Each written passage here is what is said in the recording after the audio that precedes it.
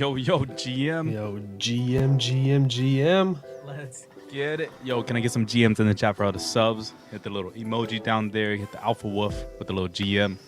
Let's get the vibes going this morning. Yo, Jeremy, how we doing today? It's Wednesday. We're living. I just made some tacos. Had some like bacon and egg with some, Mexican cheese with the tri-blend. Okay, where's the invite at? I'm a short drive away. Let's go. I'm ready. Hell yeah. Plus I got the, no ads or anything like that. Yeah, no free ads. No free ads, but the Black Rifle Coffee Company. Absolutely. All right. Well, it is, man, I don't know about you, but I have been busy, like just in real life stuff in the last few days. So if I'm slacking on some of the content or my knowledge of all the news going on, then I apologize for that. It's been busy in the tagline household these days, just for this week mainly. Just trying to get things in order. I'm headed out of town again this weekend, and just getting things in order, doing more house stuff since we just closed, and But I'm excited to be here. We have a lot happened over the last 24 hours or so that we're gonna kind of go over and cover. But yeah, how you doing? I mean, we're living large, brother. Living large. There we go. Living large. No, I'm just to be honest, I hate like spring allergies, so I'm just trying to fast forward to summer so that way we can enjoy the lake and the boats and the pools and I'm not an in the sun type of guy, but you put me in the shade and in water, that sounds like that's the dream right there. Yeah. Yes, sir. Yeah, we take that. Yeah, I'm glad the weather's getting better. Hopefully I can I plan on hitting the course a couple times this week, so I hope it stays nice out there. But all right, let's go ahead and jump in to our normal beginning segment. Let's look at a little market update, see how some projects are doing. You can tell already just the volume. I mean, from Monday, if we remember, the Azuki volume on Monday was like 7,000 ETH or something over the last 24 hours, or 6,000, and it's obviously retraced all the way back down to where it probably should be, right? Mm-hmm. So the volume in the market right now is not what we saw over the weekend. So we're starting to see a lot of projects kind of retrace a little bit, but we are seeing some projects separate a little bit as well. So if we look at these 24-hour gainers, let's look at the top gainers. There's a few here I wanted to point out. So at number 2, Mechaverse, they're not going away. They're here. Nah, they can go away. They can go away, but they're not going away yet. So they're up 88% at 0.73 floor. You remember whenever these were selling pre-reveal for like 8 ETH, right? I do 7, remember. 8, 9 I do ETH. remember, and it was life-changing. It was absolutely life-changing. Yeah. Yep. In one way more than the other. But I don't know why. I was trying to figure out why Mechaverse was pumping right now. And so I was looking at the Twitter page, and the only thing I saw was that they had their Mechabots claim, but that happened like a few days ago. It just ended. So I'm curious why they're pumping after the claim ended. So I don't know if there was something else announced that I missed, maybe something in their Discord. I'm not in their Discord, so I'm not up to date on that information. But from the Twitter page, I couldn't find anything that was causing this pump outside of, they had these Mechabots, these companions that they were able to claim a few days ago. But I don't know. I guess if you're still holding them, hey, props to you. And maybe it's a good time to get out. I couldn't imagine being in that Discord right now. Like, everybody's just faking it, Oh, yeah. It's like, yo, Mechaverse to the moon, like, HODL guys, diamond hand. We can be there again, yeah. Just another 10x, we're back to where we started. Look at where Zuki's at. It's crazy to think about, like, 10x's are pretty, like, they seem common, but they're actually pretty rare in this space, right? Mm-hmm. Like, it's easy to, like, you see all these 10x's and stuff, but Mechaverse, if they did a 10x from here, they're back to where they started pre-reveal, right? So it's like they got a long ways to go to get back where they were started. And we're never. I don't think they're ever going to be back at that level ever again. Okay, dude. Okay, sorry. We're starting off with the FUD today. My bad. Let's go back to the top project. Let's continue this FUD train, right? No, negative vibes. Let's talk about we gotta embrace this sometimes. Let's talk about another project that had a lot of drama break out over this last day or so, and it caused a pretty big dump. But also, after the post dump, they had some announcements, and now they had a post FUD pump. So that's the Star Catchers. Did you see the whole issue with the Star Catchers yesterday? What was going on with them? Yeah, I saw that the attention was finally getting around in terms of the metadata leak or potential metadata leak and insider information. I don't think it was a technical metadata leak. It was more like the insider kind Yeah. of like knowledge of which ones were rare, and then one of the artists from the team who probably was involved in that was involved in an upcoming project, and then that upcoming project decided or heard about it and decided to drop him. I mean, we never know. Maybe he's still gonna get paid out or something. Yeah. But at least publicly, they said he wasn't gonna be a part of the team going. I think it's crazy how long it took for this to actually like become widespread. Like I feel like this was semi-known for a long time that there was something fishy and something sketchy.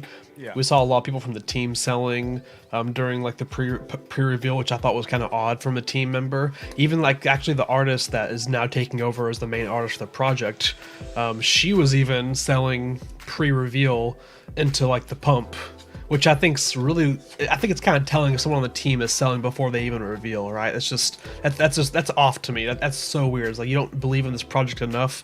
Like you think this is the peak, maybe, because otherwise, why else would you sell?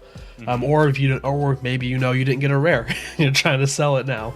But yeah, it's crazy that what happened with that original artist for Starcatchers. They bought that one for 1.5 ETH, which was almost 2 times the floor at the time they bought it, and then they turned around and sold it, I think like a day or two later for 30 ETH back to the team of Starcatchers, and this artist did it from an anonymous wallet, so the team had no idea that it was this artist. So the artist just was double dipping, taking advantage of the team basically, and it was, I mean, that behavior is disgusting, and it sounds like they are pursuing some legal action, and I hope they do. It would be nice to see some more of that happen and see accountability and stuff. Yeah. So these people need to be held accountable, otherwise they're going to keep getting away with it and move on to the next project. Like they already tried. Yeah. Oh, sorry. I was just gonna say shout out Staley Wayne for the resub 2 months. Yo, thanks. Appreciate that. Thank you very much, man. Yo, shout out to Jeremy. Support. Just subscribed for 2 months in a row. Yeah. Yo, whoever you are, random Jeremy. Yeah, I appreciate it. 2 months. But yeah, it's. I just think it's funny, but obviously, like the team seems like they've handled it kind of well. I guess as well as they could have. Like they addressed it. They didn't like act like it was elephant in the room and try to ignore it. They at least addressed it, put out several announcements, explaining their side of it and their views moving forward, which is good. It's good to see a team kind of take ownership and still like have a plan to move forward. And yeah, and because of that, it looks like the floor's kind of recovered a little bit. I mean, not recovered from pre-reveal. We saw these get to 1.5 at one point, but they're at 0.18. I think they dipped down under 0.1 yesterday at some point. So they're moving up there. So I'm looking forward to the team, seeing what they can do.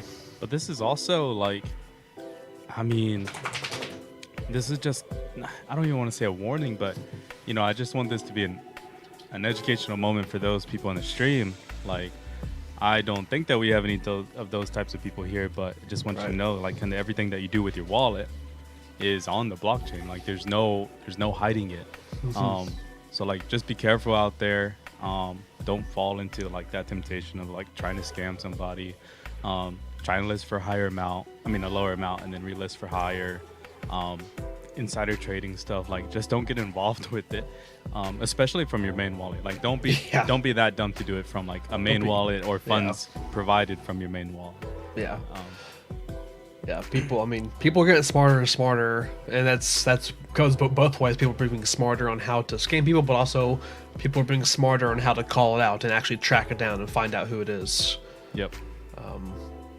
So, all right. So we've got one more project on here I wanted to hit on, and that's number 19, like the biggest floor on this list. It's Fluff. Or I guess CyberKongz is up there as well. But I wanted to talk about the Fluff world. So I don't own any of these, but they've had a nice pump. They're up 18, almost 20%, back up to 3.6 ETH. And did you see their news, and do you know why they're pumping? I looked them up on Twitter, and I think it's interesting. Because they're Fluff, bro. They're Fluff. No, they're actually they got breeding announced. They're breeding, and you have to breed a male Fluff with a female Fluff. That's how it's going to work out. They're still going to announce the details. That's all non-progressive. So it's honestly disgusting and incredibly toxic. It's 2022 Fluff world. Come on now. So That's interesting. I guess they've got breeding. I'm curious to see what it's actually going to turn into, what they're going to what they're going to look like, and I know they've got they have the music aspect to them as well. Like how's that going to work in breeding? Maybe What if would it's they look like? yeah. Oh my god, I don't even want to know. Because first of all, fluffs look like they're from some type of nightmare. Yeah, I mean, this is something like I'm totally into, right? He's got a bag of fluffs that we don't know about. Yeah. Jay Berm, also the king of fluffs. Yeah, absolutely. But yeah, so that's the dense down version of the floor change for the positive side. Let's go ahead and look at the flip side. And let's look at this negative. Who are some of the losers? And we talked about these on Monday. Pudgy Penguins there at the top, which was we kind of said this, like this was going to happen, right? Like it has that initial pump, and then now it's that retrace after the euphoria kind of rolls off a little bit. I mean, I think they're overall up, but I mean, oh yeah, it sucks if you bought the top. Yeah, I mean, considering, so a week or two ago they were at 1 ETH, so yeah, overall they're still like way up. But yeah, if you bought on Monday, then that was not the good time to buy. Not a good time. Never buy the news really, unless you have like huge major conviction in the project. But for a flip, like never buy the news. And then banger Harry Swan just up for 2 months in a row. Shout out, big influence out there. Harry, appreciate that. All right, and at number 10, we've got the Ghostly Ghost. This was a midnight mint a few nights ago. Were you a part of this? Did you mint these? No, I was asleep. I know that our very own JVB is involved in this project, so he kind of gave us a little bit of a tip, like, hey, I can't tell you exactly what's going on, but you may want to stick around and maybe keep an eye on things tonight. And I went to sleep because I forgot, so I missed it all. Yeah. But apparently, it's one of the first. I think it's one of the first projects that, or they say they were the first that launched on a layer 0, basically like all these chains, pretty much. So it's kind of an interesting concept.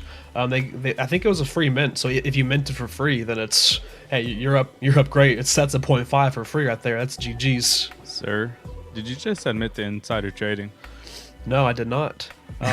Let's move on. So we've got the next project. Outside of those, I mean, we're starting to see a lot more red just because ETH's down, ApeCoin's down. Markets are starting to trend down. The volume's not there, so a lot of these projects are going a little bit more red than they were. So looks like we hit the peak for March, April, like this last week, and now we're gonna maybe see a slow retrace. And I'm gonna get used to this color right here in this column, this red color.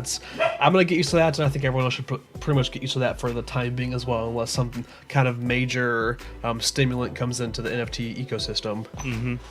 But yeah, I mean those are the main projects I wanted to hit on. Do you have any takeaways from the market or any project in particular over these?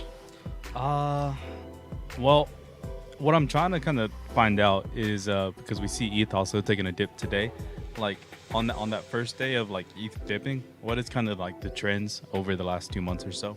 Yeah. And then also like how many new wallets are still being created and funded these days. So I'm not really looking at just floor prices right now. I'm also trying to figure out like the macroeconomics of that stuff. And yeah, we're tanking a bit, eh? Yeah, that's tough. That's real tough right there. Let's just not look at this chart either. Let's. Yeah, I mean, that's a good way. Look at the big picture. Absolutely, that's definitely the play right now. Yeah, and look at trends. Because I don't have the answer. Like you said, you asked me a question, but I couldn't really give you a straight up answer. But that's kind of just a tip for the chat. Like, sure. It's always going to be case by case. Like your situation, your scenario, your balance, what you believe in, what projects you like, how long term you are in the space, how long term you are in ETH. But just kind of take that time to ask yourself some of the right questions, and almost all the questions you could possibly have are gonna be good ones to to try to find an answer for. Yeah, absolutely. So moving on, we had a little bit of I guess this is probably our final segment for this project. We've talked about it for almost a week now, so we've got kind of the wrap up for Fawosha's paint and drops for FIWO World, and they were released yesterday. They were sent out. Finally, Nifty Gateway had an issue with their website. Well, they got tons of issues with their website, but they had an actual issue with their website running yesterday. Once they got that fixed, they were able to mint these and then sent them out. And they revealed, so we can pull them up. I can pull them up here just so we can look at them real quick. But yeah, the paint's revealed. I know you got some. I got some. I'm pretty sure everyone that we know, like in Discord, at least got one. Because that was kind of our advice. Like, hey, you don't need to stack up a ton of these, but it's probably worthwhile grabbing at least one. And you had the good alpha, which ended up being probably the best call of the day. Was, hey, make sure you have those separate wallets set up. And I think a few people took that advice, and that was definitely the play because you got separate NFTs. So what was your reaction with this, with these reveals? Are they what you expected? Is it a little bit different, or what was your kind of initial reaction whenever these came out? No, I think it's pretty much what we expected. Obviously, we get to see the entire variety of the different trades and stuff. But I mean, look, I love the transparent ones. I mean, I love all of them, but the transparent ones, I mean, that's really solidly rendered out, where you see that kind of like light refraction and everything else going on. Right. It's pretty dope. But I think this is a good start because obviously that's what this is. This is chapter 1 of Pharaoh World, right? Yeah. Like, so there's going to be greater things to come. I mean, I'm not going to judge the entire project off of just this one kind of like placeholder, chapter 1 placeholder. But for what it is, I mean, I think it's dope. Yeah, I think they came out looking really good. Like it just looks clean. Like obviously, this isn't your profile picture. It's not something you're probably not gonna hang this on the wall or anything or get it printed off. But it's just a cool, different, unique thing of like a unique kind of piece of art that's obviously gonna have some utility attached to it down the road. With his avatars coming out, with the canvases coming out, with all this stuff, it's gonna be attached to these paint drops. So I'm looking forward to that.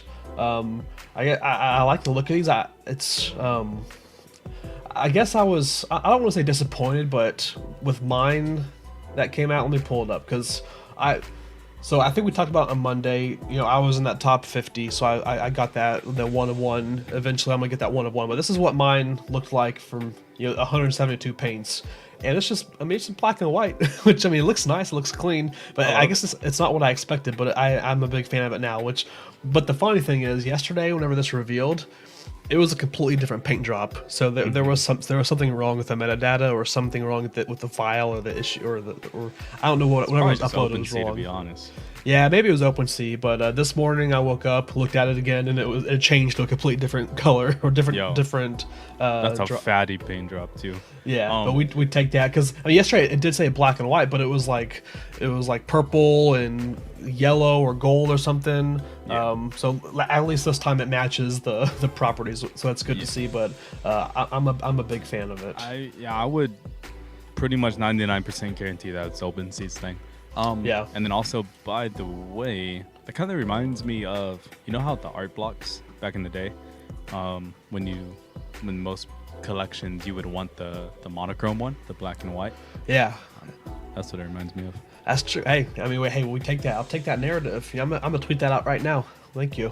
Mm-hmm. Let's pump my bags. So we did see. I was kind of curious because one of the things was, how many high-end sales are we going to see with this project, right? And we saw 2 of them so far. So we've seen a 25 ETH sale and then a 28.7 ETH sale. Something like. I mean, this one was bought by 888.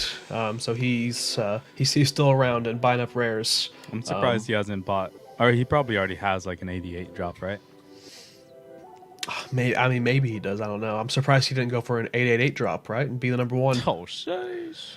I think 888's pretty notorious for not really buying in on the initial drop and just buying high the rares once they're revealed, pretty much. So he took that strategy here as well. But yes, I am curious to keep following this on how we're going to see some of these, like the different quantities sale and how they match up, and if it's actually what we think is worth. It was more worthwhile just buying the one rather than multiples. We'll see how it plays out. Yeah, we'll see how it plays out. I'm excited. Yeah, and then we've got also yesterday, we had a mint. Right, I missed it completely. I didn't. Even if I would have seen it, I don't think I was going to go for it. But we had the VaynerSports Pass mint yesterday afternoon. Did you participate in this? No, I mean, I knew about it the day before. Yeah. I asked people in the Discord, like, hey, should I put it in the alerts or not? But then I ended up forgetting about it myself. I was out and about in the town, but it sounds like I didn't miss out on too much. I mean, I think overall people maybe still net positive, but there was a lot of FUD surrounding it afterwards because 2 words, gas war, right? It's insane. Like it was. I mean, I can pull up the numbers here real quick. Let's see. I just found this random tweet, so shout out to Cross, but they pulled in the total sale was 8.2 million that they pulled in as a team, and then the gas that was paid or lost, I guess, or for failed basically in the whole drop, failed successful transactions was over $26 million. So 3 times the amount that they got as a project. Like that's an issue, right? When we talk about scaling this to basically like to mass adoption, like this can't happen if this is the case, right? Like it's just not to this extent. This is probably the worst cases we've seen in a long time, which I think is kind of disappointing considering the last name involved in it, Vaynerchuk, right? And I know that what's come out late today is like, oh, this is mainly AJ's project. Gary's not too involved with it. He's a little bit involved. I think it's funny that that's the approach after it sold out, right? Because yesterday Gary was posting videos about it, acting like it seemed like it was a Gary project, and now they're they have this tweet from AJ today. It's like, hey, just something to note. He sent this out late last night or last night after it sold out. Just a note, Gary wasn't involved in it. He's just his brother and his partner, but this is mainly his project. And I wonder if Gary kind of told him like, hey, you need to you need to put something out there, right? Because it did not look good for him. Yep. No, this was a bad look overall. I mean, obviously they weren't prepared for the drop, and then their development team also didn't put too much thought into it. They just said, "Oh, hey, yeah, we're ready for hire. What do you guys need us to make?" And then in terms of just the mechanics, like there's so many things that projects do these days in terms of like friend lists, different allow list mechanics, raffles, Dutch auctions, blind Dutch auctions. I mean, there's so many ways that you could go that pretty much this is unnecessary. It's definitely still a mechanic, but if you want it to be that way, or if you're okay with it being that way, then like you tell people ahead of time, like, hey, this isn't an optimized contract, this will be a gas war, blah blah blah. You put that out there, like, hey, I mean, for me that's okay. It's not the way that I would choose, but if you know that you didn't take those steps to minimize the costs for supporters and consumers, like you should at least tell them ahead of time. Yeah, is it ever a red flag for you whenever a contract is being minted out, or like they're basically fully like released to the public and the contract's not verified? Is that a red flag for you? It really depends on the team behind it, right? And then also because we could have not necessarily zero knowledge, but and that's like just another like tech term, but what they could do, like what projects could do, is say, hey, we got this collection of third-party auditors, and here's their report on our contract. So although we're not giving you the verified contract, here's the report that we have from those teams that show, hey, this is legit, this is valid in terms of you know, when you pay for the NFT, you will legit get an NFT, and there won't be any like botting or like hacking of the smart contract. But yeah, I would like to see that put out there if it's not verified. Other than that, yeah, you'd have to be a significant figure in order for me to mint from an unverified contract. Yeah, and then what do you think about Pickle's point here? He said, don't the consumers have some responsibility after they see what the cost of gas is before they send it? Oh, for sure. I mean, you got to know what you're sending it for. But the thing is, if people were hyped for the project, or they were excited to support it, and then those aren't the people complaining. The people complaining are the ones who didn't get to participate, and the ones who failed on even $10. Like, they could have had a $10 transaction fee. Yeah. Just because we're sitting here spending like $10 left and right, $1,000 left and right, doesn't mean that that's everybody's scenario. Like, yeah, a lot of my friends in real life, there's no chance in hell that they're going to spend $25 for a transaction fee, and they're going to be pretty pissed about that. Like, hey, I was excited for this, I got in early, my transaction failed, and I lost $25.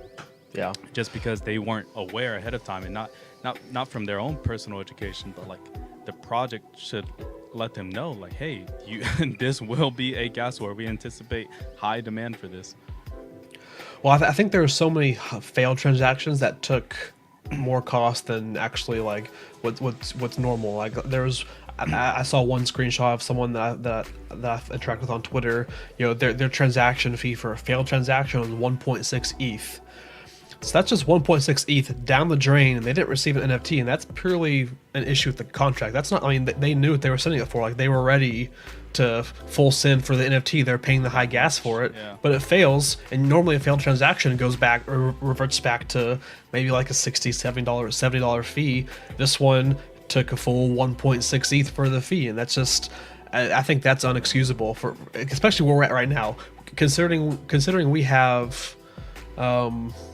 We have access to like this open knowledge to this 721A contract, which is that Azuki's made popular. It's a lot of projects have used it since then. It's still like I feel like it's just unexcusable at this point, right? Like there's so many different options out there, and if no one on their team thought this was an issue or even brought this up, then that's a red flag for me. Like who's on the team, and I kind of want to, and I'm curious, like if the last name isn't Vaynerchuk, does this even sell out?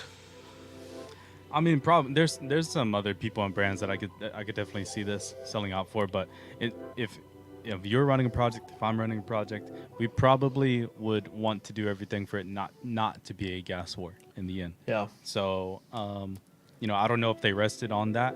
Like, hey, my last name is Vaynerchuk. It doesn't really matter what we do; it's going to sell out. If they did take that approach, I mean, it's pretty sad. It's disappointing. It's completely unnecessary and unethical. But the thing is too, it's like if they wanted to refund everybody's lost gas fees, like they're hugely like negative on the project, right? Like they can't even, from the proceeds, they can't even pay back the lost transaction fees. Yeah, they absolutely they can't. It's crazy. Do you even know what these passes do or what the point of them is? I mean, I guess did you look? Because I didn't really look too much into it until this morning. Yeah, I mean, they're essentially saying, hey, we're the plug for everything sports, and then via this pass, we're gonna be able to hook you guys up with opportunities, events, and pre-sale access to all this types of professional sports stuff. So yeah, it kind of gave me, and this may be me being a little bit too harsh on them, because I do think Gary gets like if Gary's involved, like I do think he's a great ambassador for NFTs, and I think he deserves the benefit of the doubt. But it kind of gave me some little Ty Lopez vibes, right? Mm-hmm. Like it's like these passes, like this is gonna be this so much IRL utility that you're gonna be able to redeem down the road. But it was just so vague. It was just a lot of buzzwords. There was no specifics or anything. It was just so strange, and I hope they succeed. I was watching them, maybe I'll scoop one up here in a bit, or maybe I don't know. I just want to see more from the team. I want to see more logistics. I want to see more details of what is actually going to be provided and what am I buying. Yeah, I mean, my perspective is like, let's say they get, I don't know, 10 seats to a Clippers game or something like that, and then now out of everybody that owns this sports pass, maybe there's 500 people who are Clippers fans and they live in the area. Well, now you only have 10 seats. Like, how do you distribute those 10 seats to the 500 people? Right. And then, okay, maybe you do it 5 times a year. Well, still, that's only 50 people out of 500. So, like, aren't you better off just, instead of buying the pass, like, using that money? Just buy tickets. Just buy the tickets with a group of friends. Yeah. And that's always been my issue with these types of projects is, like right now, I think the floor price is, it's like almost $2,000, and it's like at that point, I can have a pretty good IRL utility myself just by spending my own $2,000 how I want to, and I can personalize it to myself rather than waiting or trying to win a raffle between other holders. I'm kind of on that mindset as well. It's just like a glorified lottery ticket. Or back in high school, and then still high schools do this today. My wife gets them all the time, but there's these like little coupon voucher things where they have these little rip-offs where it's you get a free Sonic ice cream, where you get like $5 off Dairy Queen and all this other stuff. Like that's essentially what these are, just like bigger money. And then I kind of wanted to, while we're talking about the Vayner checks, we on Gary's side of it, we did have some news of the book games yesterday. Are you holding any book games still, or did you try to hold out for the raffle, or did you sell before into the pump before? Bro, I have a bag of book games. Oh yeah. And by bag, I mean 1 token left. Okay. Were you 1 for 1? Did you get it? No, I did not. Oh, no. I missed out on the raffle. Took an L. Yo, F's in the chat for Jeremy. F's in the chat. Well, I'll pull this up. So we've got looks like now the floor. Let me just refresh it. Obviously, I think the floor before the snapshot or the distribution happened, it was like a 0.5, 0.6 around there. Obviously, it's dropped since then. I sold mine before I sold into the pump because I just didn't. Anytime there's playing the odds type of thing and it's something I'm not too interested in, I'm just gonna go and sell into the pump and take the guaranteed money. So I only had 1 token at the time, so I didn't want to take my chances, and yeah, I booked my profit. But I know a lot of people I know beat the odds. They had dozens, and they hit on way more than they should have probably. So that's awesome for someone that held on. And I know a lot of people in the Shillerverse Discord, they hit on they got some tickets as well on theirs. So that's cool. That's yeah. If you got tickets or if you hit on it, then GG's to you. But they're sitting at a 0.23 floor now, so they've dipped about, they're back, about 0.3, 0.4 down since that snapshot happened.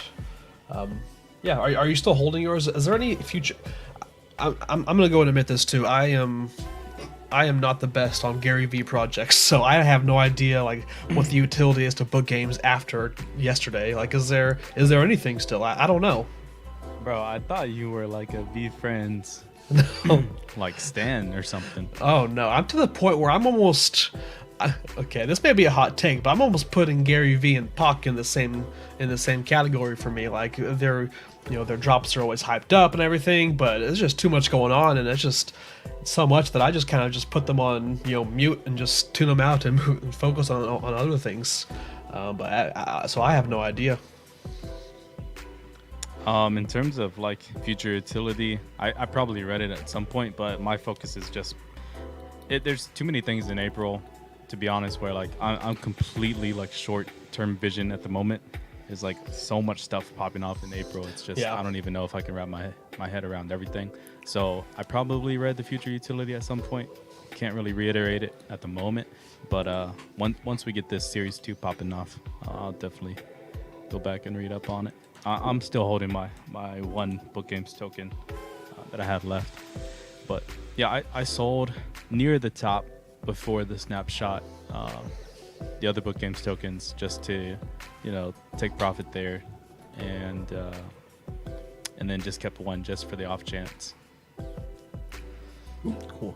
Looks like Pickle says some of the new V2s will come out from burning book games tokens. I guess you'll get more utility for those book games down the road with VFriends V2 to the new characters. Yeah. All right. So moving on to our next topic, we've got we're talking about big brands in the space, and someone that's been in the space for a while now has been Adidas, and they had a bit of an announcement yesterday. For a while.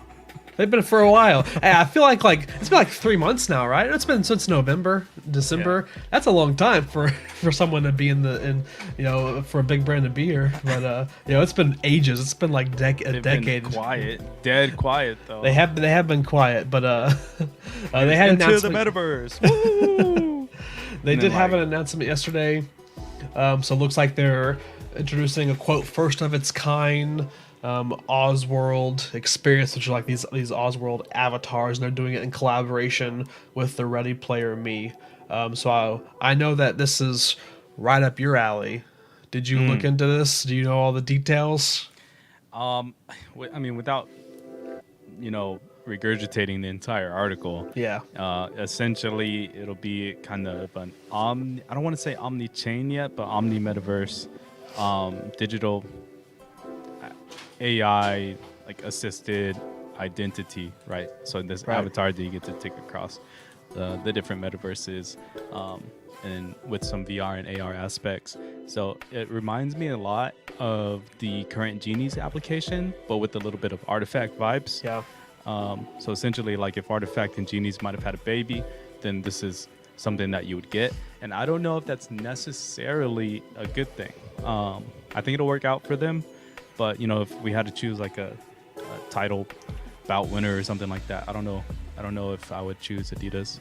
Yeah, I think that's a really good like a comparison, or like a comp to it, like Genies and Artifact kind of combined in one, like these personalized avatars that you're probably going to be able to, Adidas is like, it looks like they're trying to be like one of the fashion brands in the metaverse, so like looks like they're going to have ways for you to customize it out in that way. Just by looking at this picture, you can already tell that you can just see like all the different outfits and shoes and things they have going on here. So I'm looking forward to that. So Kenkelfark says, am I the only one that feels this is just a normal game avatar? So I think on the surface, kind of, but the thing that doesn't make it normal is obviously like the AI generated avatar and then creation platform. And then not only that, I mean, tell me which project, including pre-Nike, like even Artifact, tell me which project has the global supply chains and logistics, like know-how and the team behind them like Adidas. Like this isn't only going to be digital, this is omni metaverse, but then also IRL, right? So I mean, imagine getting to I mean, it's not this simple, but you're rocking some shoes in IRL, you get to rock them in the metaverse. And I know projects are doing that today, but not at the scale that Adidas will be able to accomplish, and not with the sophisticated tech that Adidas will be able to accomplish. So I'm kind of like gassing them at the moment, but that's just like paying them their respect, because obviously Adidas is like a multi-billion-dollar brand. And I think that they deserve that. They know how to deliver because they know how to make their money. And I agree with Kenkel here. I'm not going to be fading it. It's something I'm definitely interested in. I just hope that the avatars' feet aren't this big whenever they actually come out, because look at some. I know they're trying to showcase the shoes, but it just looks like it just looks off on some of the still shots in the video. It just makes me kind of laugh. I can only imagine like these avatars with these like huge, just like dinosaur feet. Kanye better be getting the check for this, because they stole this whole man's flow. Yeah, like they took Kanye's Yeezys and said, "Thank you, sir." Thank you. Yeah, and then I think I expected whenever I saw this release, I thought that owning an Adidas into the Metaverse NFT, that we're going to be able to get to claim one of these for free, right? That's what I expected. But it looks like if you look at the bottom here, the only thing is, holders get early access via a unique URL. So it's basically like an allow list, I guess, you get for being an Adidas NFT holder. So looks like it's something we're still got to purchase, and it's something separate, and it's not attached to that into the metaverse NFT, which I think is kind of strange, and I guess I would have expected it to be attached to that NFT. Yeah, and I mean, Pickle just put it in the market cap for Adidas, and not that we're talking financials or anything like that, but whether you like it or not, I mean, these huge, wildly successful existing brands in the Web2 space and before, I mean, they know how to deliver, right? They've been there, and they know what it takes, and it's maybe not as high reward because you get probably a little less involvement from the Web3 community, just because a lot of them seem to be anti-existing brands. But it is more of like a lower risk because oftentimes it gets perceived like in terms of a cash grab. They're like, oh, Nike's entering the space, cash grab, like don't they already have enough money? Like Adidas, oh, cash grab, don't they already have enough money? Cash grab. But yeah, they have the money, but that means that they have the utility. I mean, they have the resources, they have the people to do it, they have the tech to do it, they have all the connections. Like I'd much rather be a part of their projects than a lot of these semi-anon and undoxed founders. You mean you would rather be a part of Adidas or Nike's NFT as opposed to being a part of Pixelmon's? Yeah. That's crazy to me. I mean, come on, Web2 versus Web3. Mind blown. Yeah. That's one thing you do get with the Adidas and the NFT and the Nike and these big brands. You do get that kind of safety net. Like they're not gonna completely rug you, Like there is a little bit of safety net. You know, they may like do a little soft rug, like, hey, it didn't work out, let's just kind of move on to the next thing and just forget about it. Kind of like a little, you know, don't want to name names, but a little bit like Boss Logic. I know there's a lot of people that are fans of him in here, but he did the Gauntlets thing and just kind of moved on. And hey, he's got a lot of things going on, and he's just, you know. But I guess separately, you know, what Adidas and Nike can do, they can hire these people. You're already seeing these job postings. You know, they're building these metaverse teams. People that they're bringing onto their corporate offices, they're purely focusing on the metaverse, on NFTs, and that's exciting. You know, that's I think that's a good sign. You know, that gives that kind of safety net. Any final thoughts on this Adidas announcement? I hope it ends up, you know, being pretty dope. And I have more questions on the timeline, and then also the other big question for me, because, you know, I know what my current company and what they're working on, and I know the challenges that these guys will face in terms of having your avatar be interoperable between the metaverses, and because you're going to need like those different asset packs, and there's, you know, different models and like polygon limits. Yep. Polygon. Yo, new chain coming to you. NFA is coming out with it. Releasing tomorrow. Polygon. But you know, there's gonna be challenges. But again, like this team obviously has the time and resources and the money to be able to do that. But it's not as simple as, yeah, your avatar is gonna be usable anywhere and everywhere that you want. Like that takes legit real work. And there will be some time horizon to that, so I'm interested to see what that will be for them. Yeah. Well, speaking of big names entering NFTs or being in NFTs, we got one more that had an announcement, and this one's pretty polarizing and probably more on one side than the other. But so we got, you know, Logan Paul. He's not going away. He's still here for some reason, and unfortunately, Logan Paul is still here. And he announced yesterday that, you know, his next company is going to be Liquid Marketplace, and it's basically fractional.art. It's just a different name and brand, and it's him behind it. But so this, if you go to it, it's basically a way that you can break apart NFTs, or even looks like even physical assets like trading cards. I think they have like a Michael Jordan rookie on here, I think, or something as an example. But basically, these collectibles that you can break apart to own pieces of it with other people. So instead of having to buy a full Bored Ape, you can just spend, you know, 0.1 own a part of it. I think these websites are good for NFTs in general, just for mass adoption. You know, people come into the space, they see they come in for the Bored Ape brand, maybe, right? So someone hears about Bored Apes, and they get attached to that brand. They come in like, oh, I have to get involved in this. They look at the price, and they say, I cannot I don't have 110 ETH to spend on an ape. Like, it's just not going to happen. But you know, sites like this gives them access to, you know, being a part of it a little bit, right? You own a little piece of it. I like this. I like there's more competition in fractional. I just wish it was someone else other than Logan Paul, right? Mm-hmm. But what was your reaction when you first saw this? And did you look too much into their details on how they're running it? Cash grab? No, I mean, I didn't even really look further into details, because I was somewhat joking when I say cash grab. But when you have that pull, when you have that influence, and when you can get people to use your marketplace, like think of how much OpenSea makes for 2.5% on every single transaction made on OpenSea. You know how much money they're bringing in per day? And then that's what this is about. It's not about like, hey, we love Web3, blah, blah, blah. This is the best marketplace. We're giving you the best features. Like, no, they're looking at that ROI. They're saying, you know, all we have to build is like a simple infrastructure for the marketplace, hype it up, have some good marketing around it. And we're going to get, you know, anywhere from 1.5 to 2.5% on each transaction. Yeah.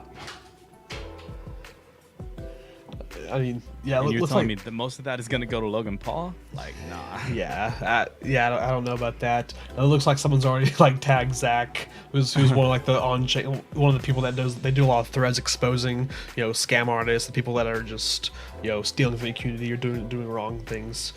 Someone already tagged him, say, hey, get ready. Hey, maybe Logan, maybe he can use us to fractionalize that Oni that he paid 188 ETH for, right? He finally get some of that back. Yeah, that's all this is really about. Like, he has the numbers, he can drive traffic to the website. He knows nothing about the marketplace. He doesn't know the inner workings of it. He doesn't know what people want. Like, this is purely just a marketing thing from his standpoint. If something like this interests you, like owning a piece of NFT, don't go to Liquid Marketplace, go to fractional.art, right? They've been here for a long time now. They've been building, and there's some big names behind it. I think D's, Andy 8052. Some of the OG punks. Yeah, a lot of the OG people that are building the space, they know NFTs, they know what this space is about. They're the ones that built this website. So if that's something that does interest you, then go to this website instead of Liquid Marketplace. Yeah. Hey, you gotta shoot your shot. Logan Paul is just trying to make the bag.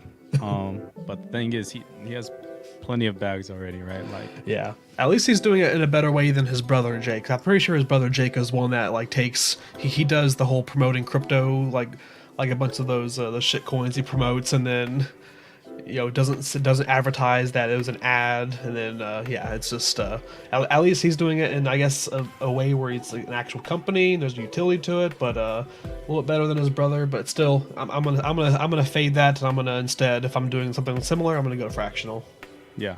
And to me, like, I don't want this to sound kind of like hypocritical, because we were just talking about like high cap companies, right? Like Nike and Adidas and all these places, and like, yet we're still going to participate in NFTs from them.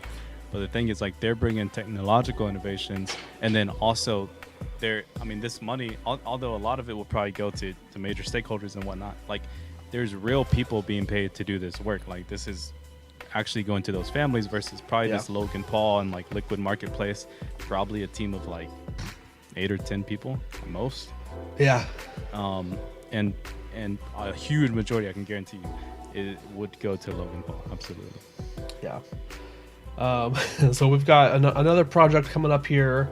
This is one that you mentioned to me. I've never been involved in this project, so I'm gonna let you take the reins. So we've got the BFF bracelets. The BFF, they announced their mint date 4/21. So Jeremy, break down BFF for us. What is this? Shout out my girl Britt. She's the homie. BFF basically is essentially a Web3 educational. I don't even say educational platform. It's not like you log on to the site and learn some type of course like how to create an NFT. You probably will over time, but that's not their entire angle. It's like exploring the entire Web3 space together and learning together, and it's hugely women, non-binary, and other friends, right? Is kind of like that approach where that empowerment and that inclusiveness into the space. It's from a collective of over 40 women founders in the Web2 scene.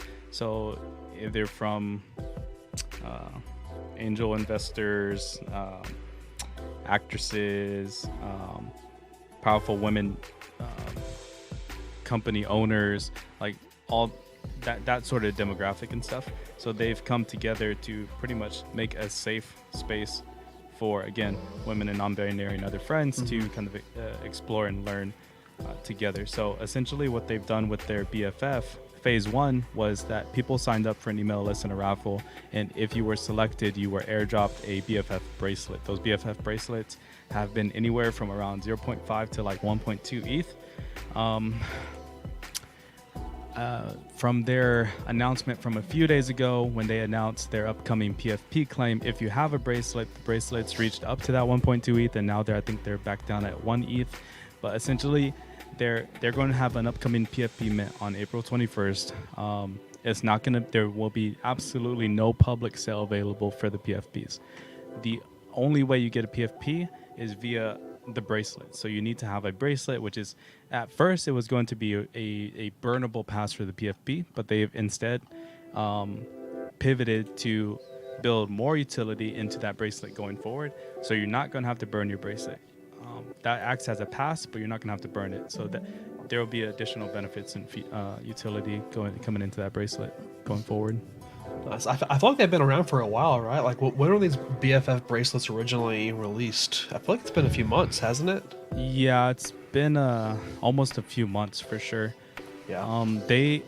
What a lot of people don't really, a lot of the people that we know in our communities, and especially in Shillerverse and stuff, don't really see this team or interact with the people a whole lot, just because like our, it's simple. It's just like a Venn diagram. Our communities do not necessarily cross over. You mean this is like the Shillerverse, right? Yeah. So, I think this is being generous to the Shillerverse. Yeah, we don't hear a lot about them, but they have been doing like a lot of work and a lot of content in the background. Like you go to their YouTube and their Discord, and they're in there every single day talking to their supporters and holders and giving them helpful tips and whatnot. So that's cool. I think it's a wonderful play, and pretty much any woman in my life who I thought would be interested in NFTs, I try to let them know about this before the bracelet drop happened.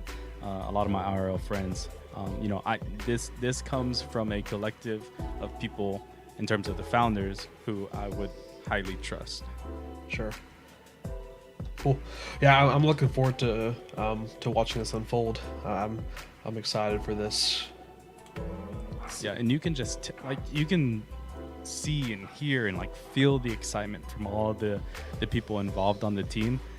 Like it's nothing faked. I mean, there are actresses, but they are not acting. Like Mila Kunis.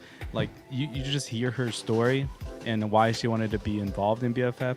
Obviously, I know she had some involvement in Stoner Cats, but I'd imagine that's more of kind of the what do you call it? What's the team behind that? Blue Cat? I don't know. And then Ashton Kutcher and all the other people. But I think really this, she got to partner up with Britt and Jamie and kind of like make this a real one of her like babies. And you hear her story, and she was like on calls. She had to like sit in silently, like in the background on calls, while these men like conversed about all the tech happening and things happening in Web3. And she didn't even feel like comfortable enough or safe enough to speak in that setting. She had to like sit behind the scenes and then take notes for days. Like she was putting in 12, 16-hour days for months trying to learn the space kind of essentially on her own, because she didn't have a spot at the table. She didn't have a seat at the table. And so, I mean, from her standpoint, that's why she was so excited to make a project like this. Cool. Yeah, that's good. That's a good story. It's good to hear. And yeah, like I said, I'm looking forward to this minting on 421, almost 420. I wonder if they avoided that day just on purpose, but yeah, that's on 421. It's going to be exciting. But it's so relatable. I mean, when you hear that story, I mean that's just like you and us, right? Like she's just another person, and where did she learn blockchain and where did she learn NFTs? Like you and I, we were there watching the YouTubes, listening to Twitter Spaces, listening to podcasts, like anything that we could do to try to doing the exact same, intake and inform ourselves. And yet it's kind of, in a way, like almost embarrassing for us, because we took that space for granted. Like we can hop into a Twitter space and feel comfortable without like knowing that we weren't going to be like personally attacked or anything for maybe the sex or anything that we were. And yet, on the flip side, they don't feel that same way. Like they didn't have that luxury of being able to go to all these communities and events and spaces without feeling like harassed and attacked. So that's why I'm a big believer like in what BFF is doing. Yeah, I mean, there is an issue in NFTs and in this space, but I think it reflects the larger issue that we have as a society, right? It's just kind of, but it's almost like it's it's like magnified in this space. Like I saw several stories from women on Twitter that were they were at NFTLA, and they're Bored Ape owners, right? They've been Bored Ape owners since the beginning. They minted them. And they were at these parties, and people immediately just assumed like, oh, you're a +1. Who are you here with, right? Yeah, +1. Who do you know that owns a Bored Ape? But it's like, no, I minted it. Thank you. Yeah. There's a lot of that going on that people just assume, right? And so I like to see these. We probably saw the same person tweet about that, right? Yeah, even a few weeks ago, I saw one where I think she used a pronoun, right, like she or whatever, and people were like, "Wait, this whole time you're a girl, like you're a woman?" And they just, the fact that people like assume that is crazy. It is, yeah. So yeah, looking forward to BFF to seeing some of the bridges they can build and really help like empower women in this space. Any final thoughts on these before we move on? No. I mean, if you were in the voice chat or the Discord the other day, essentially I was saying off the news, like don't buy off the news. Don't buy almost any NFT off the news, like I said earlier, unless you have huge, major, like long conviction in it, not for the short-term flip. So if you're looking at, flip these or whatever your stance is on these, the only thing I was saying the other day is don't buy right off the PFP news. There'll probably be a cheaper entry point, and then that's the case. They've already dropped like 0.2. So just do DYOR on it, and I'm looking forward to it. I'd say at least have one. If you have like a significant other or like a super best friend in the space, maybe pick up 2. We have no idea what the PFPs look like. I'm excited to see them. Cool. So we've kind of moving on. We've already talked about some big brands. Let's just keep it going, right? Let's keep the theme of the day, the big brands. So we got one more came into the news of NFTs this week. So up in Seattle, up in Kaz's territory, Starbucks had their forum, an open forum for their company, with their employees, and they had a little. The CEO had a little bit of a tidbit. He said they're looking into entering the NFT business this year. That's all we got, but they at least gave us that intent that, hey, they're looking into it and they're probably going to enter this year.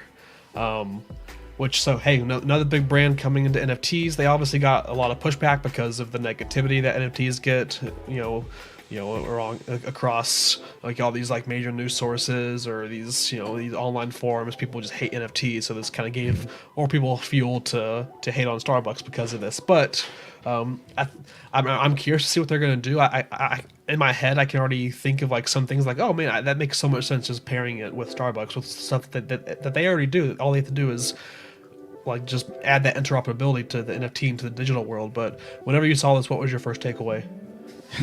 My first takeaway was like, man, I cannot wait to get that gold card, that gold membership card. Order me like my first NFT, grande nitro cold brew coffee. Like, oh, give me that digital PSL. Yeah, that pumpkin spice latte. And you already know when fall comes around, I'm ordering the Cinderella latte. That's 2 pumps, pumpkin, 2 pumps white chocolate mocha. So, hey, that's the real alpha. So if y'all don't get anything from today, like just take that away. When it comes time, order you a Cinderella latte grande. You'll never go back. Okay. All right. What do you think this looks like for whenever Starbucks enters NFTs? Like, if you just had to, off the top of your head, like I guess what's your best guess of what this looks like for a company like Starbucks? I'd say for brands like this where it's a consumable, right? Like it's not like an apparel or merch thing. Like merch in medium term, long term is kind of like a consumable. You do get rid of it. It does pretty much end up in landfills or somewhere else. But it's like this is coffee, you drink it, boom, an hour later it's done. I think they should really focus on the consumer rewards aspect and like rewarding the early supporters. So yeah, pretty much just a glorified rewards program via NFTs. But right. That it sounds simple, but today without NFTs, how does Starbucks know who the longest lasting consumers were without going through and I know there's queries, whatever, they can look up like longest outstanding accounts and stuff, but how can they reward them without getting more information from them? How do I know their updated mailing address? How do I know their updated email address? How do I know their I don't know, whatever. So on the blockchain, you don't have to know any of that stuff. Hey, I know this wallet address has been with us for 5 years. I can pull that, and then I can airdrop them something special and something of worth. Yeah. So. Yeah, I could see a way, because we already see with Starbucks, like it's like they're not really like you don't really think of Starbucks as like collectible, right? It's just it's a coffee place. But in my head, like I was trying to think of like they have these different kinds of like cups, especially around the holiday season. They have these different like limited time like design cups, and like I think it'd be kind of cool just to turn that into like. Instead of just throwing it away, like maybe there's a QR code on it, and just by doing that, you get like a gasless transaction where since you bought it, and then you get that limited edition digital collectible cup as like an NFT version, and that could be as some aspect, as well as I think what you said is going to be where they can really grow is that kind of reward system for them keeping track of that NFT. But yeah, I think there's different ways they can go. The only thing that they're not that I think people in the mainstream, they see NFT and they immediately think profile pictures of cartoon animals, right? That's not what Starbucks is going to do. They're not going to come out with their, hey, Starbucks here coming out with our new 10K collection tomorrow, minting at 0.05. Like that's not what these big brands are going to do. They're not going to. Starbucks isn't going to come out with this PFP generative art project. Maybe there's a NFT holder only menu, right? Yeah. You verify that you're a holder, and then you get to order some special drink off the menu. Maybe on Fridays you get a free upgrade to a different size. Maybe you get priority Wi-Fi right in the stores. Anything like that. So yeah. But cool. Yeah, I'm looking forward to it says this year, so we'll see. We'll see how this evolves and how quick it is this year, or if it's towards the end of the year. I could definitely see this. I could see them taking their time and rolling it out kind of around the holidays, whenever Starbucks is more. I feel like they're more popular around PSL season, right? That Thanksgiving, Christmas time. I think that's when Starbucks gets more popular around the news. Like they're always popular, like business wise, but I just think like more people talk about them. I think that's where we maybe see them strike with their NFT strategy whenever they're popular, or in that aspect with their marketing. Yeah, and I think for people listening, you're wondering like how you can get involved in the space. Like I think there can be a huge market for helping out small businesses be involved in the Web3 space. You think about it, I mean, probably 60-70% of the existing businesses today are still doing like paper filing and whatnot for most of their internal operations. I'm talking about like mom and pop shop, like not large chain stuff. And these people, they don't even have a grasp yet on Web 2, yet we're already transitioning into Web 3. Like these people need help. So if you find yourself technically savvy, or like you understand the space, you can probably find some work as a consultant, just helping out these companies, and in this case like smaller coffee shops integrate Web3 into their operations. And I think it's needed. Like if they want to survive, they're going to need to adapt. And Absolutely. Obviously if you see the endorsement of these bigger companies such as Starbucks getting into it, that's all the validation that you need to know that you should probably be looking into that as well. Yeah, it's such a good, like, if you do have a local shop that just for example, if you have a local coffee shop that you go to frequently, and you maybe know the owners or know someone that works there or know the manager, you can ask them like, hey, did you see what Starbucks said about NFTs that they're entering this year, and just get their reaction, and then just kind of it's a good conversation starter based off how that reaction goes and how those conversations go, and then maybe you can help get their mind thinking of how they can how they can benefit their business and also benefit their customers by also integrating NFTs into their business, into their mom and pop shop. So yeah, I think that's a great point. Absolutely. And this, like you said, this legitimizes it. Starbucks basically announcing that they're into it, right? Because Starbucks is basically a trend. Like they're always going to be ahead of the trend, or they're always going to be trying to follow the trend. What's the next thing? And if Starbucks is going for it, it's not going away. Yeah, what more do we need, bro? We got Visa, Bank of America, Discover, Nike. Tom Brady buying an ape yesterday. Tom Brady, Disney, Netflix, Starbucks. Like, what more do people need to know that NFTs in general, like they are not a scam. Like they're here to stay. They are going to be a part of our future. Like sure, there's always going to be like greed and misinformation and lies and theft, and that happens across any type of platform or economy. Like that black market space and illegal activity is always going to be around. It's a space doesn't deserve to be judged off of that. You got to see the legitimate innovations happening, and I think businesses have to strive to be a part of that. And not only businesses, that means as consumers and of that product and stuff, like we have to educate ourselves and know that if we want to extract the most value from that, we have to be a part of it. Yeah, and you asked like what more do people need? I got something. They need Activision Blizzard reportedly considering. They're also incorporating NFTs in the future of Call of Duty. Yeah, I know this one hits close home to the people watching and to the Shilliverse and to you. This is big. I mean, this is huge. I mean, considering the game, like the generic like professional gamers, the gamers just in general, they absolutely despise NFTs, right? Like I don't think there's a group of people out there besides the furry community that despises NFTs more than gamers. It's basically gamers and the furry community. Like they hate them. But this is a huge step. I'm curious. I already know they got a ton of blowback from this announcement or from this leak of inside information. People upset about it, but this is something I'm excited for. And this tells me. I mean, I know you're a COD player. I'm a nerd. So I'm a big WoW player still. I know Chili's in the chat. He is as well. You know what else Activision Blizzard's ahead of in charge of besides Call of Duty? That World of Warcraft. So I'm looking forward to. I think like this just gets me thinking of like games, and we're touching the tip of the iceberg right now with gaming and NFTs. We could talk about gaming and NFTs for probably days. Yeah. To be honest, but I mean this is an announcement of a rumor. Obviously this is That's probably true. More like a reputable account, but I can guarantee you at some point and probably multiple times, very powerful and high up leaders in Activision Blizzard have considered NFTs, right? Incorporating NFTs into the game. What did they decide from there? Who knows? Right. But I guarantee you this person is not technically telling a lie.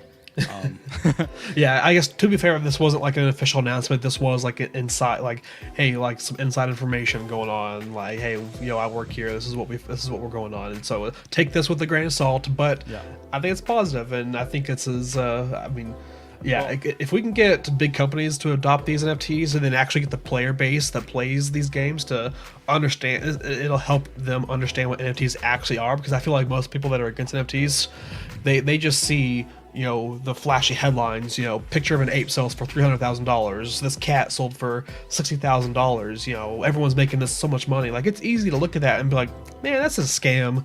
There's nothing there. Bring that to gaming. Get that out of my world. It's easy to understand where these people get these ideas from, but it's because they don't understand it. They haven't looked into it as much as we have, right? Yeah. Oh, go ahead. Finish. No, you're good. I was going to say that they haven't done their due diligence yet to understand what NFTs are and what they can bring to games, right? Yeah. My thing is, the benefits have to go both ways. Like Activision Blizzard and all the other gaming companies, they're not going to make the change and incorporate NFTs where they're losing out, overall, like net profit, net revenue, on this stuff. They're going to ensure like the mechanisms are in place to again, like ensure that they're making just as much and if not more in the long term. Because if they're making 25 mil from just doing things as they are, and you're telling them like, hey, we have a way for you to make 5 mil, and then you're gonna make over the lifetime of that title maybe potentially another 5 mil in royalties. So you want me to dedicate a team and the resources and the time to integrate NFTs into here, and we're going to make $15 million less? Yeah. That wouldn't work out. So that's just like a simple example, but I'm saying they're going to put in the time in the research to do what it takes to make sure that they're going to still end up being the winners in this overall. They're going to get theirs. They're going to get theirs. But with that being said, there still can't be long term. There still can't be that thing of greed in the highest manner, because if the consumer still realizes that we are the ones losing, to be honest, I don't think those brands exist going forward. You need the consumer to feel like and to understand that they are extracting ultimate value and they are winning on this side of the trade. Because if companies don't adapt like that, like sure, you might live for 5 to 10 years, maybe even 15 years, depending on how long it takes this technology to mature and develop. But the ones who are ultimately going to exist are the ones who are like consumer centric, and providing their holders and supporters with the most benefits. Yeah, I think if anything, watching a big company maybe embrace NFTs would get the user base to be more open to it, and then in turn, once they get the taste of it and they realize it, and they look into it and what it could be, then maybe they go down that rabbit hole and they find a game studio that's building a pure NFT game from the ground up, and they would rather that model is more maybe advantageous for the consumer, so they're gonna switch to that. So I think if anything, this opens the door for younger or for these newer studios to build their games and gain some of that user base. Once these gamers and once these people that have notoriously been against NFTs, once they start becoming for it, it opens the door. Yeah, I think it's good for everybody involved, except maybe the bigger company. And I'm telling Gokina. But yeah, well, going back to that simple example of like, hey, they're giving up 15 mil, right? And I'm just pulling these numbers out of thin air. But the thing that they're going to have to realize, like maybe in the end, they do have to give up that, 15 mil per year, because would you rather, hold on to that extra 15 mil a year, but then only exist for another 5 to 10 years? Or would you rather give up that 15 mil per year and guarantee like your existence going multiple decades into the future, still making millions, right? So it's like in the short term you do give that up, but you're establishing like your presence in the space for generations. Right. Cool. So yeah, another thing I keep saying I'm looking forward to it. Another thing I'm looking forward to developing, right? Just seeing where this develops and how true it is. That one's gonna be fun to follow, because that's once NFTs enter gaming fully, all bets are off. All right, so one more thing before we get into our loan segment today. We've got, I guess this is like a mini segment. We got a little bit of announcement. We put a tweet out yesterday, right? So this is we're having a competition, and we're giving away some decent prizes, I'd say, right? I mean, I'd say. I know I'd want to win any one of them, but specifically, I'm going for that Galaxy. Ooh, you gotta go for that first place. So yeah, we're having. Let me share my screen again. So we're doing a Masters pool, and I'm a bit. Everyone that knows me, you probably know by now, I'm a huge golf fan. I'm a big golf nerd. I follow the PGA Tour pretty closely, so Masters is like my Super Bowl on crack. It's like, this is why I'm gonna be gone this weekend. I'm headed to Kansas City to meet up with a bunch of guys that I grew up with. We meet up every year, and we basically watch the Masters. We play some golf together. We go to some bars. We just kind of hang out, have a guys' weekend, and centered around the Masters. And so what we're going to be doing for our stream as a way to reward our subscribers, but also as a way to help maybe promote our stream as well. And so we're having a Masters pool. This is only for, anybody can join it. It's free, but there's going to be prizes. And if you can only win a prize if you're a subscriber. And so the top 3 prizes, so the top 3 places that are going to get a prize. We put out the tweet. We can link it here in the chat too. But I sent the prizes to this separate wallet, so you can see I named it on OpenSea NFA Masters prizes. And so first place, you're going to get First place gets a WoW Galaxy. These are like at a 1 point, almost a 1.5 ETH floor right now. That's no small prize. That's gonna be nice for whoever gets first. Second place, they're gonna get this Roboto. Nice little 0.6 floor. And then third place, we love the Batos. And then third place, we're doing a Mint Pass 2, which is gonna be around 0.17. So even third place, that's still a $500, $600 prize. Like, that's not, hey, just for a free entry. Hey, that's not bad at all. So this is kind of our way of having fun. Something I love following the Masters. I love these like contests, these pools. So I wanted to host one anyway. So I thought this would be a kind of a good opportunity to host one around our stream and also reward our subscribers because we do appreciate you guys. So let me find the tweet again, and I can link that in the chat. But yeah, Jeremy, who's your pick to win the Masters? Let's give the people the alpha. I know you follow golf closer than I do. Cupca? Yep. Yep. Cupcake. Yeah. No, not anybody but Woods. Anybody but Woods. Yeah. To be honest, I just I just enjoy watching. That's sports to me. I'm a big Tom Brady stan. Outside of that, like, I just like to see a good game, good match, around the golf. Like, I want it to go. I love when games go down to the wire, and I know like you guys may say like that's a politically correct statement. Like, I've always been like this, like always been consistent in that. I love the game for the game, and I love to see like passion, being laid out there on the court, in the field, on the course, whatever it may be. But if you're Q-Dog. asking me, anybody but Woods. Sorry to cut you off, but we got Q-Dog coming with 10 gifted subs. Q-Dog, you're supposed to keep the sub count down so you have a better chance of winning those prizes. You're supposed to give these out on Monday after the tournament, right? Yeah, I was about to say he's trying to boost his chances, but he did it wrong. Yeah, everyone's gonna be mad at Q-Dog now, right? No, that's awesome, Q-Dog. Thank you for that. Definitely appreciate that. So how it's gonna work out is basically it gives you these like tiers. We posted the Twitter thread. It's got all the details there. It's gonna give you like these tiers of golfers. You pick one golfer from each tier. So obviously you can't just go in and pick like, I get 6 golfers. I'm gonna take the top 6 golfers. You can't take JT, Koepka, Bryce. You can't take all these top people. It kind of makes you spread it out. And at the end of the tournament, whichever team has the lowest score, because in golf lower is better. Whoever team has the lowest score wins.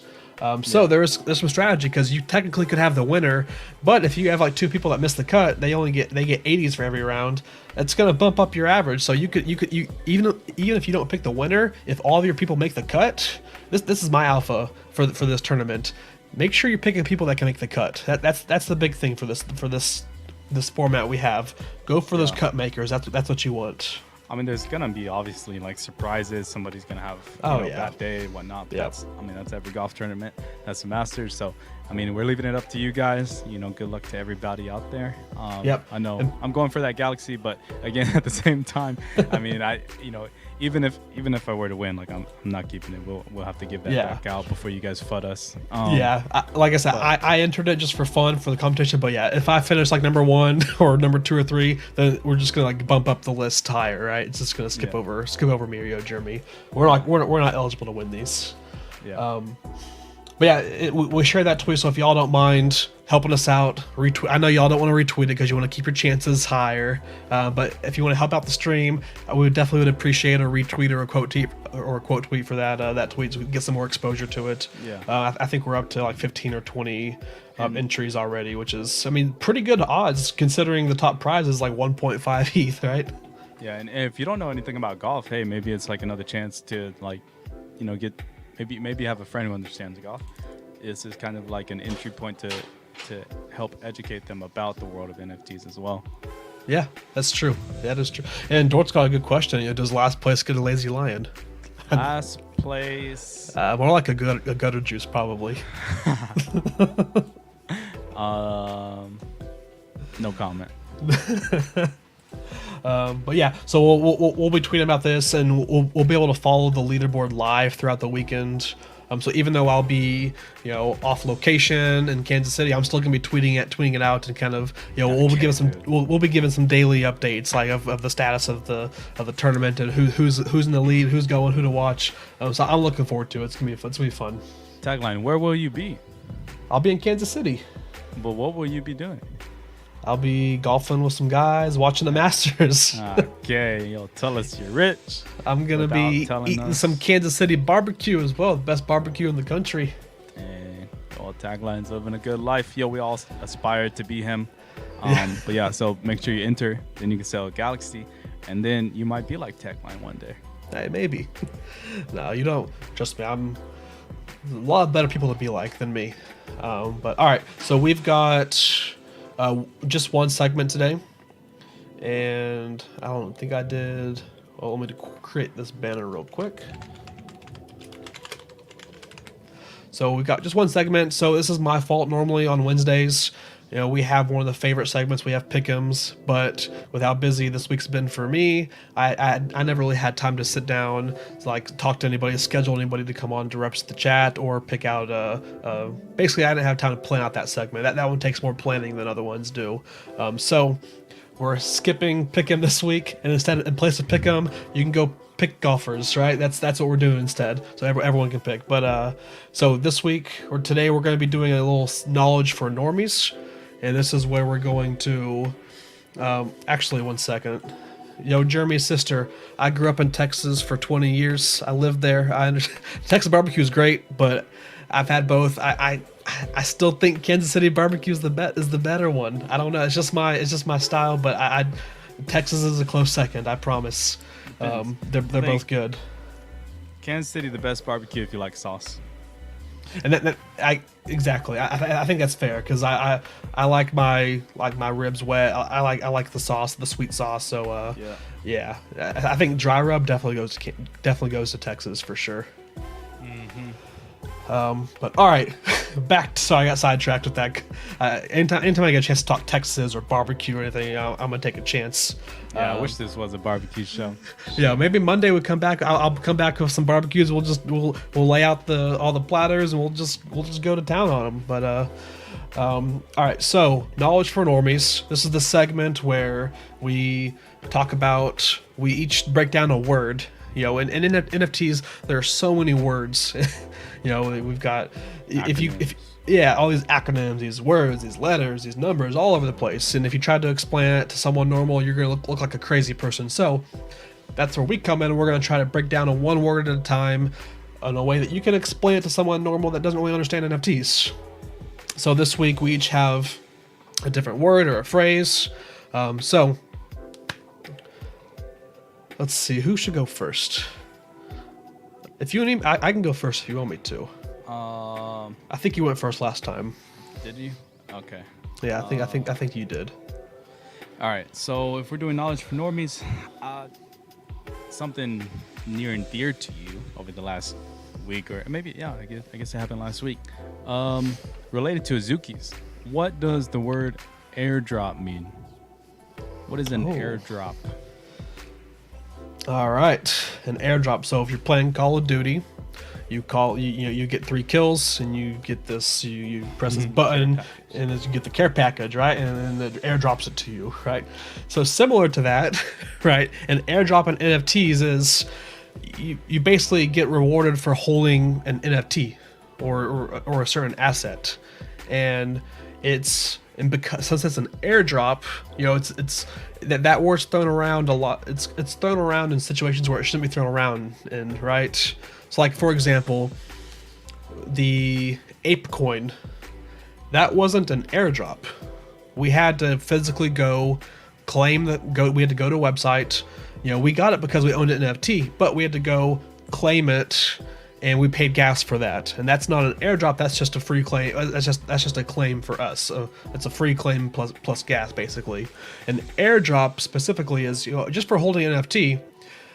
I don't have to be I'm by my computer. I'm not by anything. It's just something is just boop, it's just dropped right into my wallet. And what that means is the creators of that NFT project, the founders or the team, they went through a smart contract. They have these new assets, and they basically sent out all these new NFTs to current holders, and they covered the gas. So this NFT just dropped into my wallet for me paying nothing, completely free. So, like you said last week, the Azukis did an airdrop, like an actual airdrop with the something official drop at the time. Now it's beans.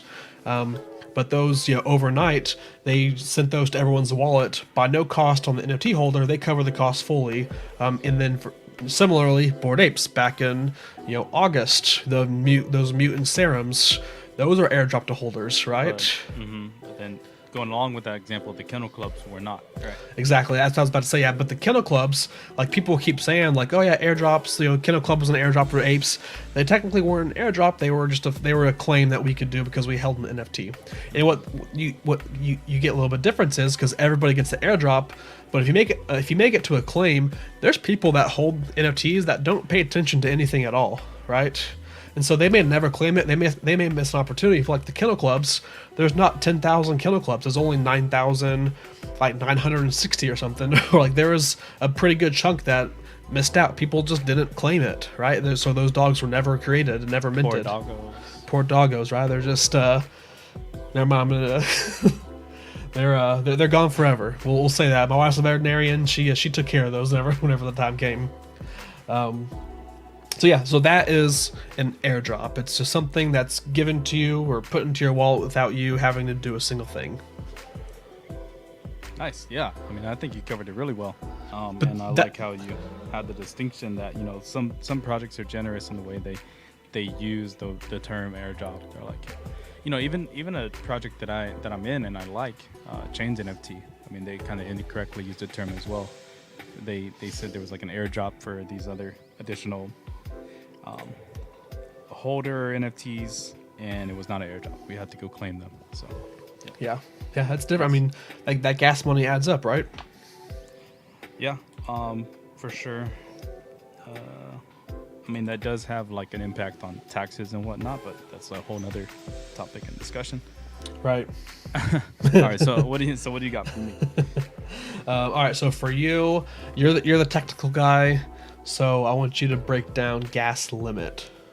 A gas limit. Gas limit. Gas pedal. Okay.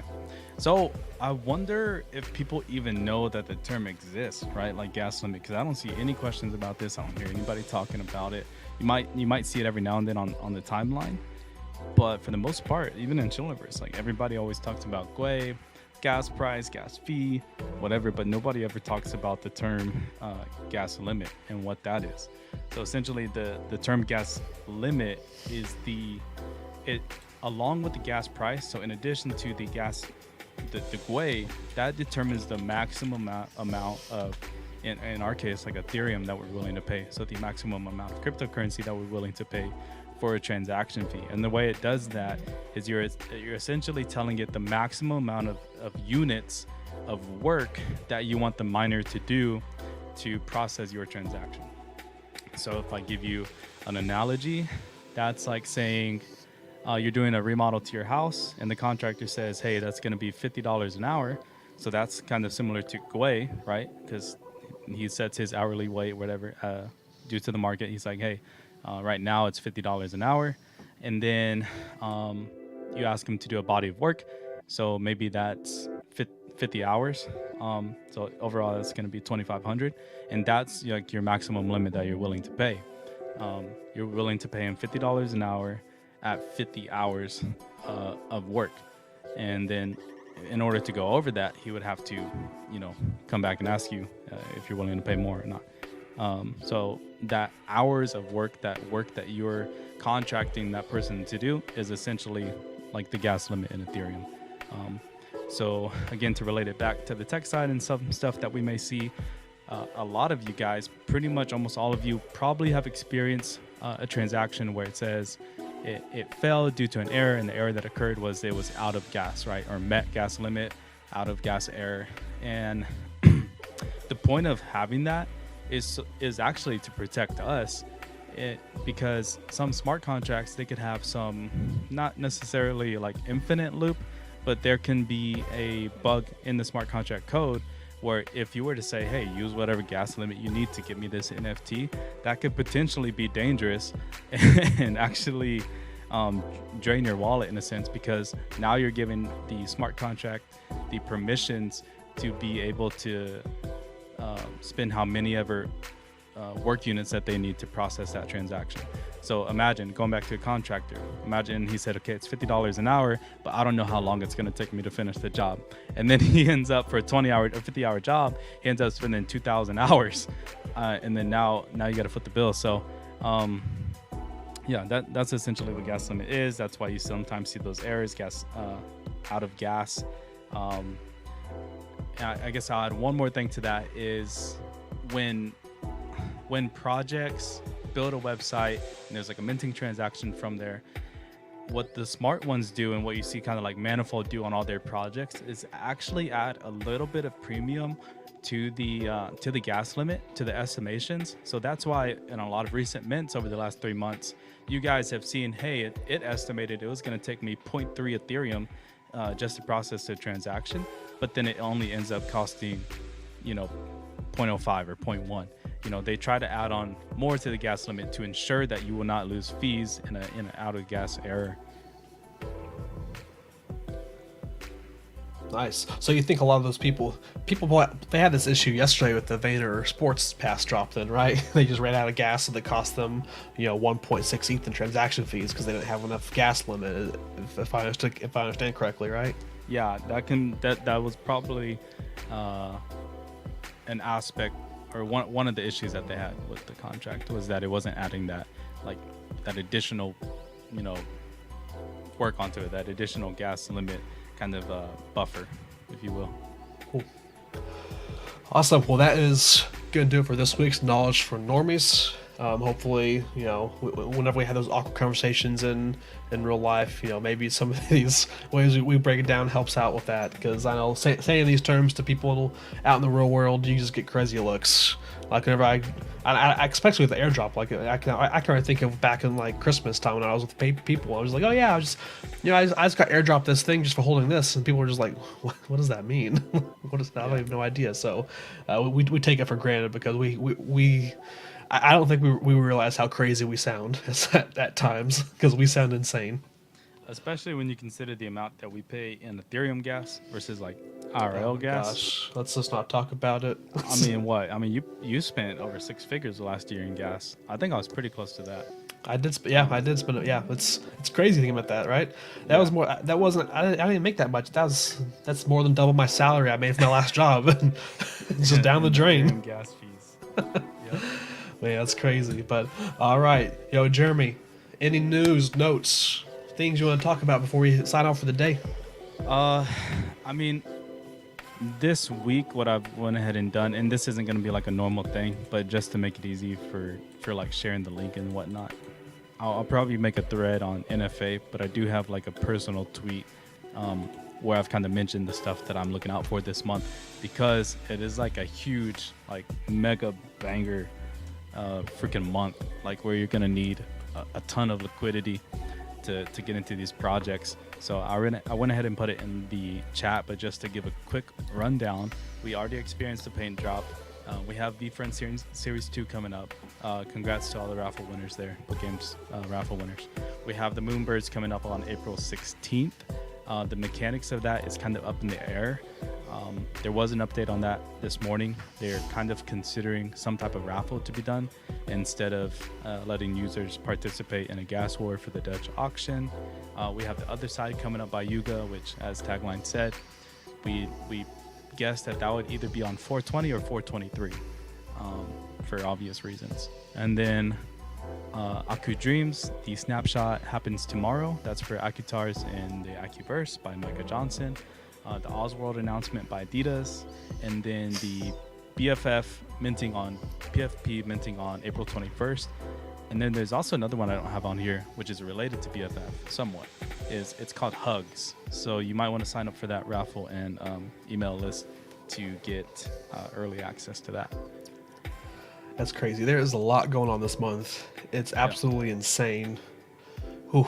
Yeah.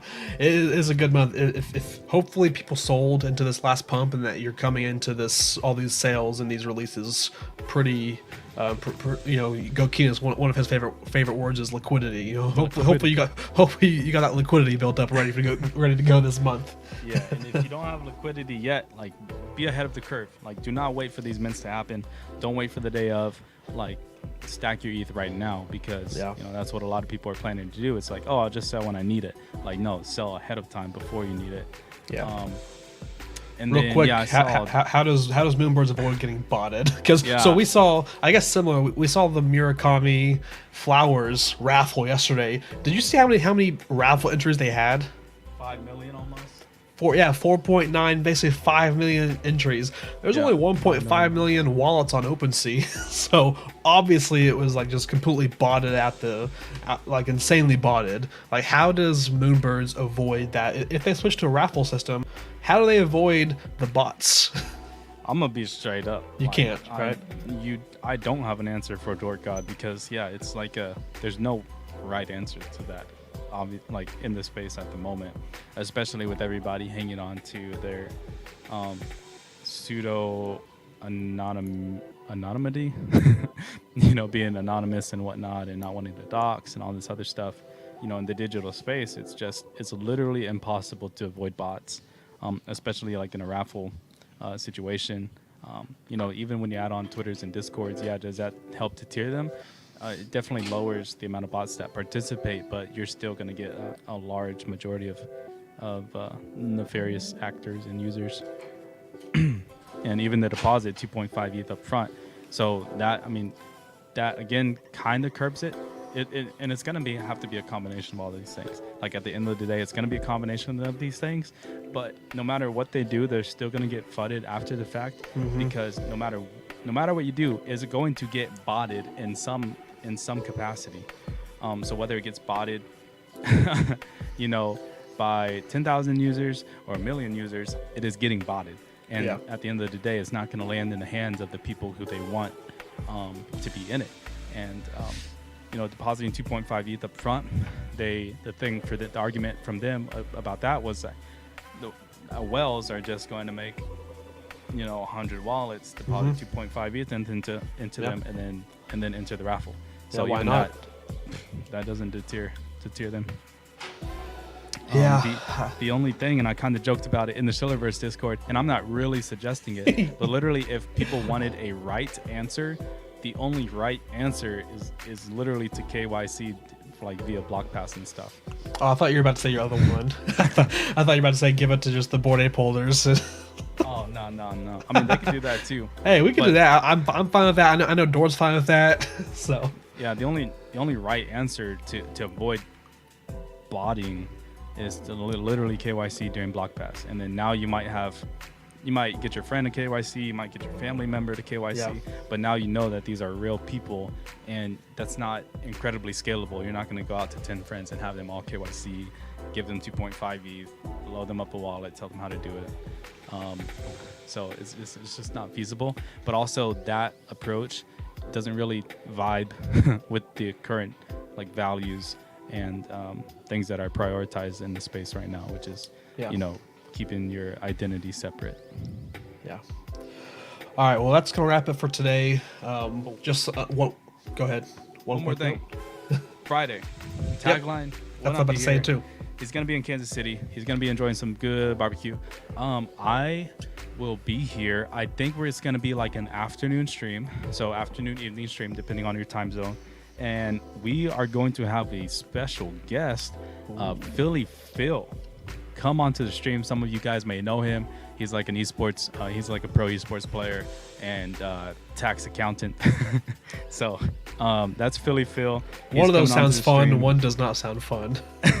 Yeah, so he's gonna come onto the stream and he's gonna give us a little bit of tax tips. Obviously, like nothing, like all disclaimers, nothing like legally binding or anything like that. He's gonna give us some tax tips, and then he's also going to walk us through the process of setting up an LLC that is like somewhat beneficial for NFT collecting and trading. So, yep, that's gonna happen this Friday. So 2 days. IRS, if you're listening to this, I am not missing the tax stream on purpose. I promise. This was already a planned trip, and it's just it's just coincidence, IRS, that I'm going to be gone when we talk about taxes. Yeah, so I'm not evading. All right, I'm just going to put that out there. I know you're listening out there. It's not happening. But yeah, so I'm looking forward to Friday. Depending on what I'm doing, I'm gonna try to tune in for sure. And but yeah, until then, we'll see everybody on Friday, or you'll see everybody on Friday. We'll post an update just to whenever there is a finalized time. We'll put that on Twitter. And hey, don't forget to fill out those master pool lineups. You have until tomorrow morning at 8 a.m. Eastern. So you got a little bit less than a day left. So take some time, do some research. Drink some water, check that posture, grind those whitelist, and again, be your own alpha as usual. Yeah, I appreciate the stream. Appreciate everybody showing up. Thank you for all the subs. Thank you for all the gifted. Thank you for sharing the stream. Thank you for the comments. Thank you for interacting. Everything else like that. So everybody have a good Wednesday, and I will see you guys here in 2 days. You'll be your own alpha. Peace.